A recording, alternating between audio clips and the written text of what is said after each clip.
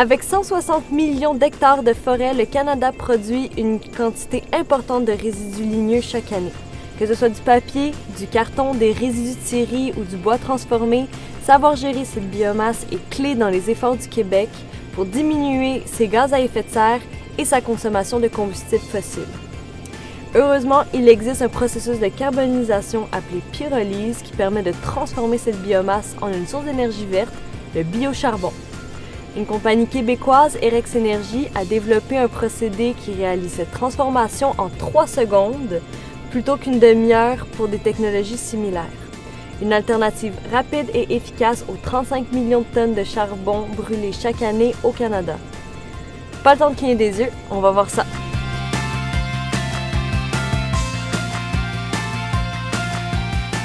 Sylvain, nous sommes ici à votre nouvelle usine à Bécancour. Qu'est-ce qui se passe ici? Alors, c'est la première usine de production de biocharbon au Canada. À pleine capacité, l'usine peut produire 2 tonnes à l'heure de biocharbon, ce qui est beaucoup. Alors, on réalise la transformation de A à Z, du conditionnement de la biomasse jusqu'à la production des granules. On veut voir ça? On y va! C'est ici, dans le dôme, qu'on reçoit et qu'on décharge les camions de biomasse. La biomasse est ensuite broyée et par la suite séchée à l'aide de l'air chaud qui provient du système de convoyage pneumatique alors qu'elle est transportée dans un 3e silo. On chauffe tout d'abord la biomasse dans une chambre de conditionnement pour ensuite l'injecter dans des réacteurs cycloniques où la matière va être en contact direct avec l'air chaud qui provient de la chambre de combustion. C'est dans les réacteurs cycloniques que le procédé de torréfaction s'effectue. On transforme alors la biomasse en biocharbon.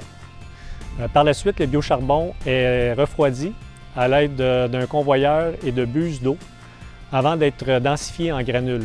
On densifie la biomasse en granules afin de réduire le coût de transport chez le client.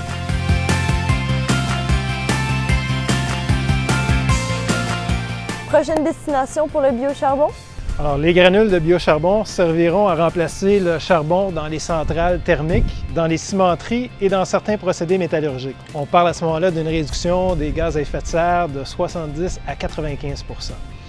Le biocharbon en poudre, qu'on appelle également biochar, servira pour l'amendement des sols en agriculture et pour le traitement des sols contaminés dans les anciens sites miniers.